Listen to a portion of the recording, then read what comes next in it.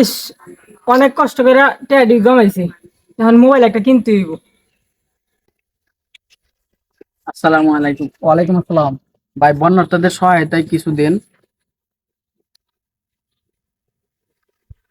আসসালামু আলাইকুম। ওয়ালাইকুম আসসালাম। ভাই বন্যার্থদের সহায়তায় আমরা টাকা উঠাইতেছিলাম, আপনারা যদি সহায়তা করে পাশে থাকতেন। আপনারা যে উদ্যোগটা নিয়েছেন অবশ্যই সেই উদ্যোগটা নেওয়া দরকার।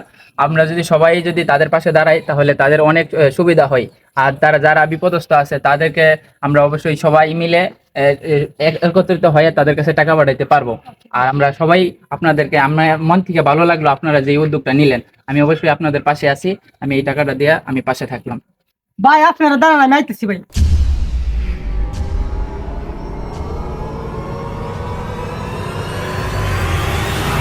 ভাই নেন এই টাকাটি ভাই, আমি মোবাইল কেনার জন্য জমাইছিলাম, কিন্তু বন্যাতদের এই অবস্থা দেখে আমার টাকাটি রাখা আমার উচিত না, কিন্তু দিয়া দিছি।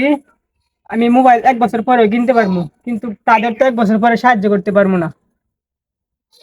হ্যাঁ ছোটু ভাই, তুমি যে উদ্যোগটা নিয়ে তাদের কাছে টাকাটা দিয়ে মানে তাদেরকে যে সাহায্যটা করলা, অবশ্যই সবার এই এই এটা করা দরকার। আমরা যদি সকলে এইভাবে তোমার মতো তুমি যে টাকা জমে তাদের কাছে দিয়ে বন্যার্থদের সাহায্য করলে, মানে অবশ্যই তোমার মতো যদি আরো কিছু লোক থাকে, অবশ্যই আমরা আরো আগে যেতে পারবো, তাদেরকে আরো বেশি করে আমরা সাহায্য করতে পারবো।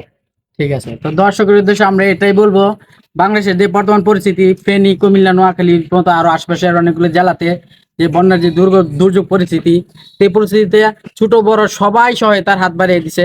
এর মতো ছেলে যে এতটুকু মানে ওর মনের যে আশাটা, সে আশাটা তার ব্যক্ত রেখে যে বন্যার্থদের সহায়তা করছে, এর চেয়ে বড় আর কি হতে পারে। তো ওর মতো আরো এরকম ছোট বড় সবাই সহায়তার হাত বাড়িয়ে দিছে।